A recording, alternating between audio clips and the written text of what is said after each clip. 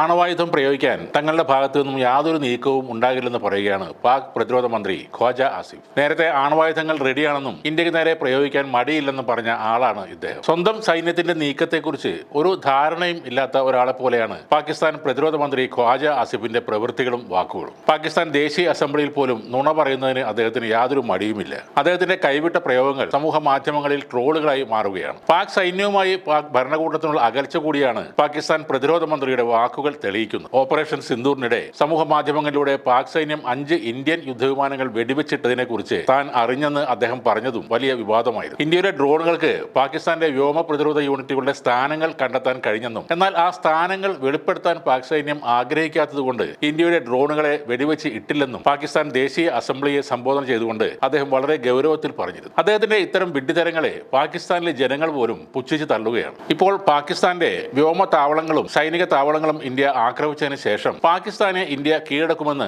അവർ ശരിക്കും ഭയപ്പെടുന്നുണ്ട്. ഇപ്പോഴത്തെ സംഘർഷം ലഘൂകരിക്കുന്നതിനായി നേരിട്ടുള്ള ചർച്ചകൾക്കായി പാകിസ്ഥാൻ ഇന്ത്യയുമായി ബന്ധപ്പെട്ടു കഴിഞ്ഞു എന്നാണ് സർക്കാർ വൃത്തങ്ങൾ CNN ന്യൂസ് 18നോട് പറഞ്ഞത്. കഴിഞ്ഞ ദിവസം രാത്രി മുതൽ ഇന്ത്യയുടെ വ്യോമസേന കുറഞ്ഞത് 4 പാകിസ്ഥാൻ വ്യോമത്താവളങ്ങളെങ്കിലും ആക്രമിച്ചിട്ടുണ്ട്. പാകിസ്ഥാന്റെ വ്യോമ പ്രതിരോധ സംവിധാനങ്ങളെ ഇന്ത്യ തകർക്കുകയും ലാഹോർ പോലുള്ള പ്രധാന കേന്ദ്രങ്ങളിലെ സംവിധാനങ്ങളെ നിർവീര്യമാക്കുകയും ചെയ്തു. ഇനി ഇന്ത്യ ആക്രമിക്കില്ലെങ്കിൽ തങ്ങൾ ഒരു തരത്തിലും പ്രതികരിക്കില്ല എന്ന നിലയിലേക്ക് പാകിസ്ഥാൻ ഇപ്പോൾ എത്തിക്കഴിഞ്ഞു. ഇപ്പോൾ പുറത്തു വന്ന NDTV റിപ്പോർട്ട് പറയുന്നത് ഇന്ത്യൻ തിരിച്ചടിയിൽ 5 ഭീകരരെ വധിച്ചെന്നാണ്. 3 ജെയ്ഷെ ഭീകരരും 2 ലഷ്കർ-e തോയ്ബ ഭീകരരുമാണ് കൊല്ലപ്പെട്ടത്. മെയ് 7 നടന്ന ഓപ്പറേഷൻ സിന്ദൂറിലാണ് ഈ ഭീകരർ കൊല്ലപ്പെട്ടത്. കൊല്ലപ്പെട്ട ഭീകരവാദികളിലുള്ള മുദാസർ ഖാദിയാൻ ഖാസ് എന്ന അബു ജണ്ടാൽ ലഷ്കർ-e തോയ്ബ എന്ന ഭീകര സംഘടനയുടെ നേതാവാണ്. മുരീദ് കെ മർക്കസ് തൈബയുടെ ചുമതലക്കാരനുമാണ്. പാകിസ്ഥാൻ സൈന്യം ഇയാളുടെ സംസ്കാര ചടങ്ങിൽ ഗാർഡ് ഓഫ് ഓണർ നൽകിയിരുന്നു. പാകിസ്ഥാൻ ആർമി മേധാവിയും പഞ്ചാബ് മുഖ്യമന്ത്രിയുമായ മറിയം നവാസിന്റെ പേരിൽ പുഷ്പചക്രങ്ങൾ അർപ്പിച്ചു. പാക് ആർമിയിലെ ഒരു ലഫ്റ്റനന്റ് ജനറലും പഞ്ചാബ് പോലീസ് IG-യും പ്രാർത്ഥനാ ചടങ്ങിൽ പങ്കെടുത്തിരുന്നു. രണ്ടാമത്തെ ഭീകരൻ ഹാഫിസ് മുഹമ്മദ് ജമീൽ എന്ന ജെയ്ഷെ മുഹമ്മദ് തലവനാണ്. മൗലാന മസൂദ് അസറിന്റെ മൂത്ത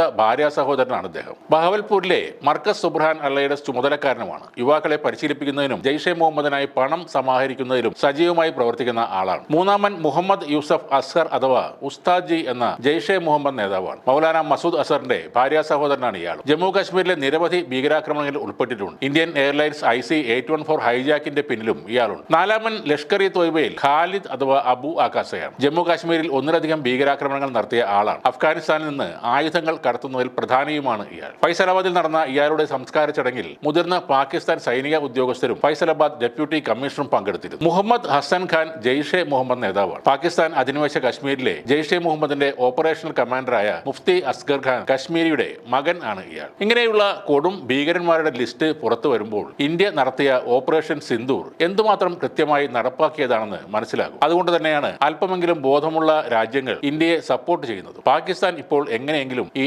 ആക്രമണം നിർത്താൻ വേണ്ടി ശ്രമിക്കുന്നതും അതുകൊണ്ട് തന്നെയാണ്.